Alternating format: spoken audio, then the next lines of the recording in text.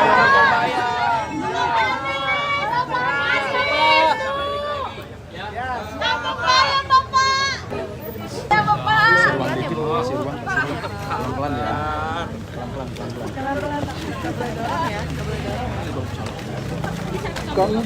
ya. Biarin dulu.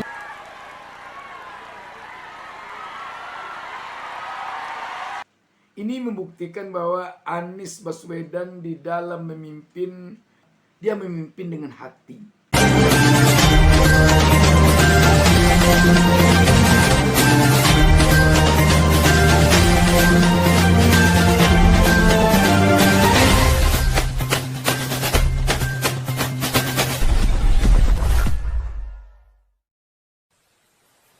Jangan lupa subscribe.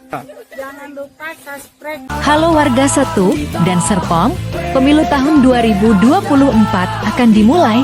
Kenali 5 kertas suara. Sebelum mencoblos, pilih warna hijau. Cari partai PKB dan coblos nomor urut 3, Ana SHMKN. Mohon doa dan dukungannya. Ingat coblos nomor urut 3, Ana SHMKN. Caleg DPRD Kota Tangerang Selatan Dapil 3. Saatnya perempuan bangkit untuk tangsel lebih baik.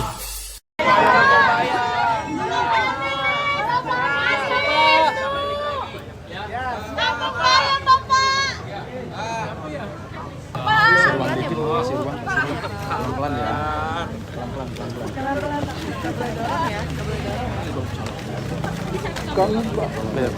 Biarin dulu. Insya Allah sabar, nanti akan datang waktunya perubahan. Ya, akan datang waktunya perubahan. Nanti kita bisa lakukan kembali. Ya, sekarang kewenangannya lagi nggak ada. Lagi nggak ada kewenangan, kita sama-sama rakyat biasa. Nanti begitu ada kewenangan, kita kembalikan apa yang sudah seharusnya. Ya, yang sabar sekarang. Yang sabar, ya. Insya Allah ada waktunya nanti, ya. Bismillah. Ya, Bismillah. Yang sabar. Saya bilangin sama teman-teman, jagain, jangan patah semangat, ya. Berapa bulan lagi, insya Allah. Ya. Bismillah.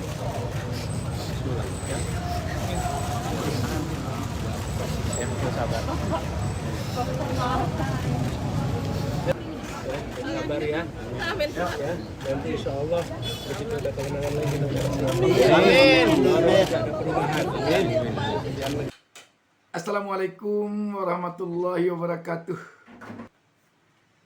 Inilah bukti kedekatan antara hati pemimpin dengan hati rakyat.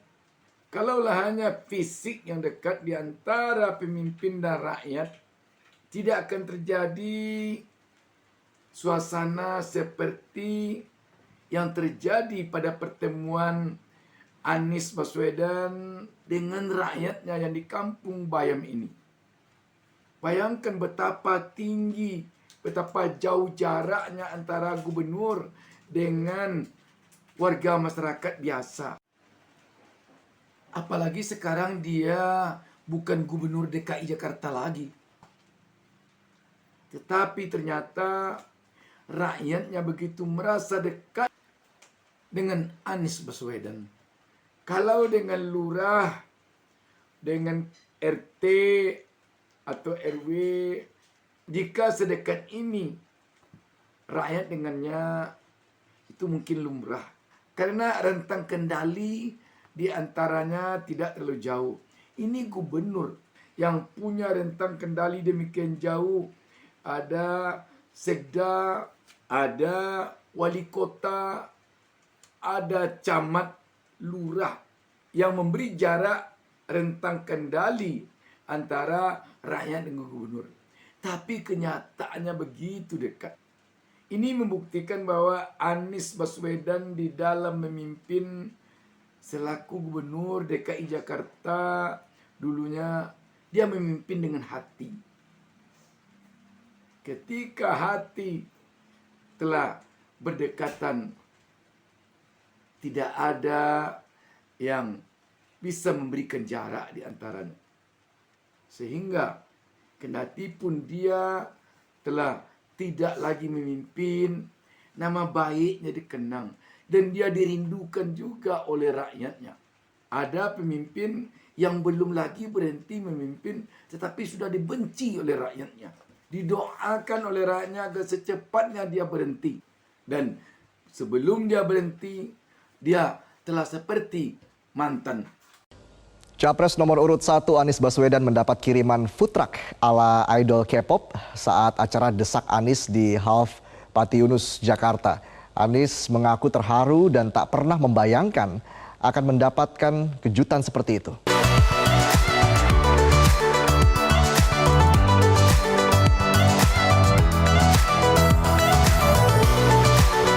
Penggemar Capres nomor urut 1 makin kreatif menunjukkan dukungannya pada Anies Baswedan. Setelah sebelumnya memasang iklan video atau videotron ala opa-opa Korea di sejumlah kota seperti Jakarta, Bekasi, dan Surabaya, kini mereka yang tergabung dalam OPMI Project kembali memberi kejutan bagi Anies dengan mengirimkan food truck gratis di acara Desak Anies yang digelar di kawasan Jakarta Selatan.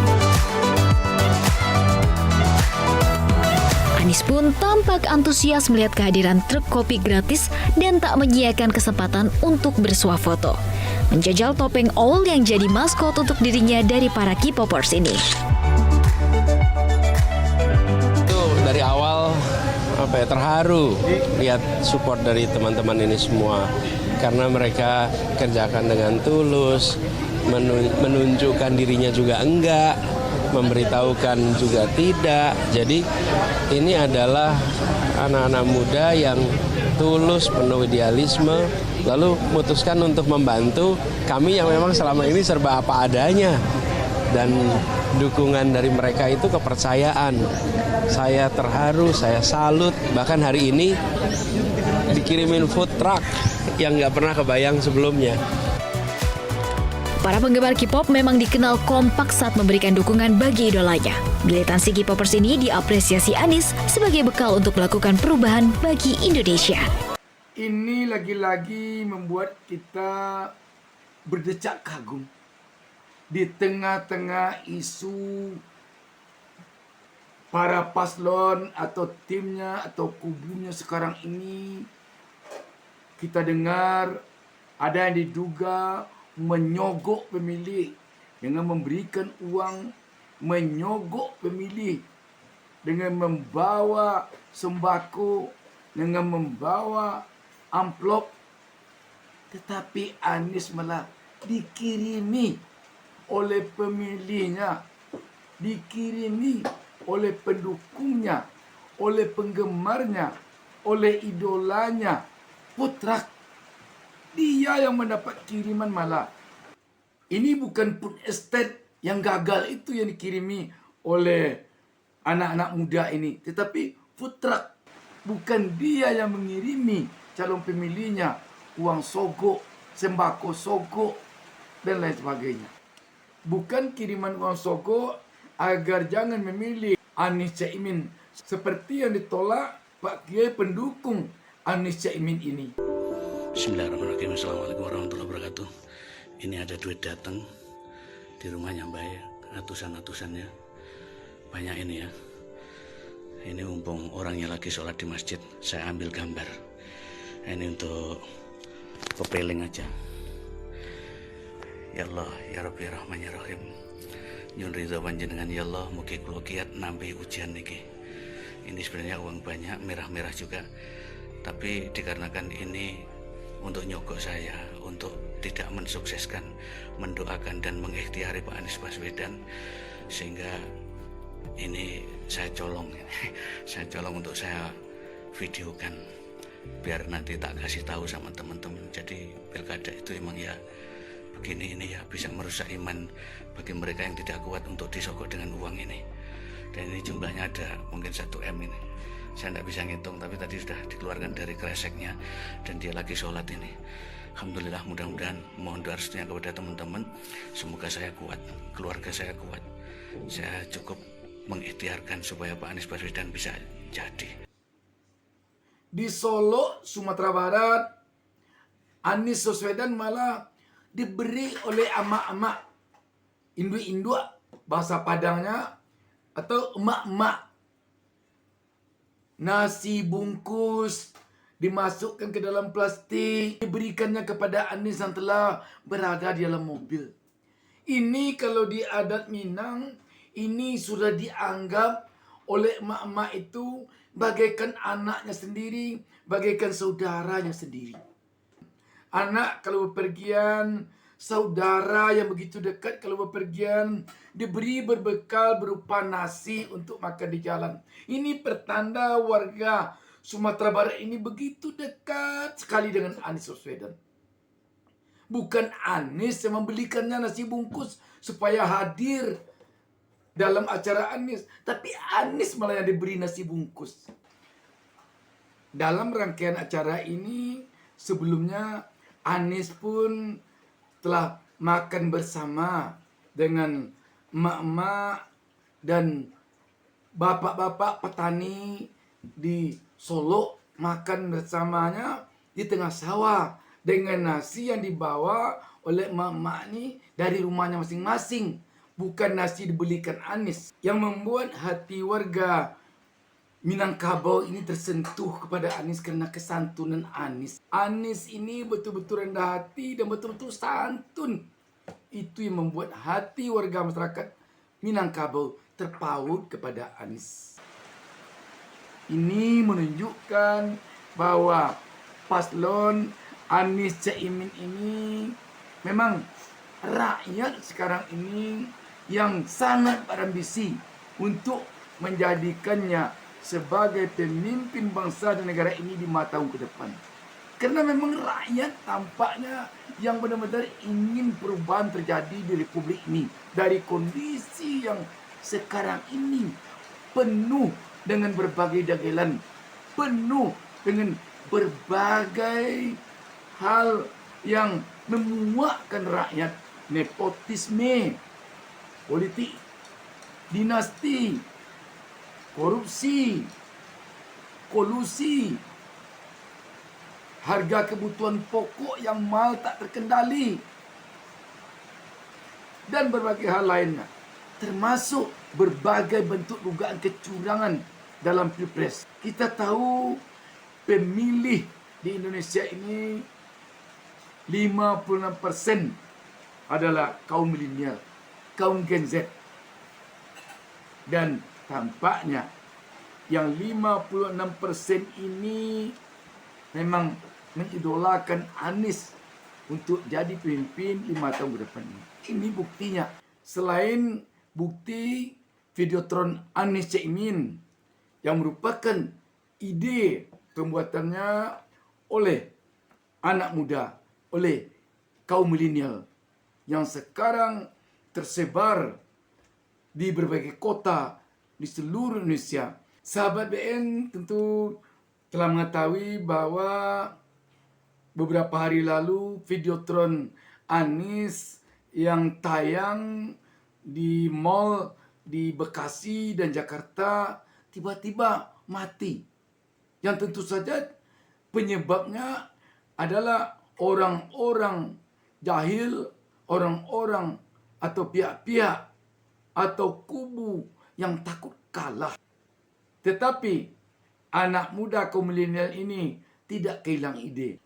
Hilang dua, sekarang muncul beribu-ribu di berbagai kota. Dan tidak itu saja. Sekarang muncul lagi ide baru dari kaum milenial ini berupa food truck yang tersebar juga di berbagai kota di Indonesia. Otsus tu buat kam. Pejabat saja kah? Gimana bacanya ini? Ayo, saya Ismail, sini kamu. Ayo, baca ini. Otsus itu buat kamu pejabat saja kah?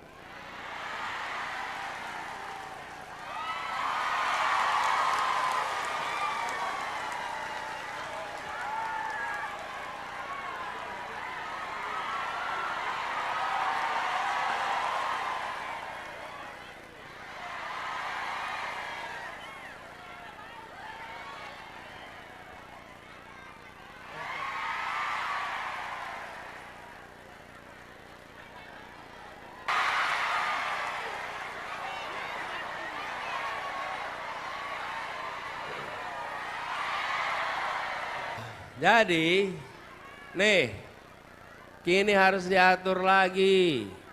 Banyak provinsi, bukan hanya kawasan Papua. Di Aceh sana juga terima dana otsus. Tapi justru Aceh menjadi salah satu provinsi termiskin. Sama di Papua, ada terima otsus, tapi rakyat kebanyakan belum merasakannya. Tadi saya berjumpa dengan beberapa kepala suku yang beliau menceritakan, Pak, ini soal dana otsus harus dilakukan perubahan karena dana otsus itu tidak sampai kepada kami yang berada di masyarakat. Betul ya? Berarti perlunya apa? Perlunya apa?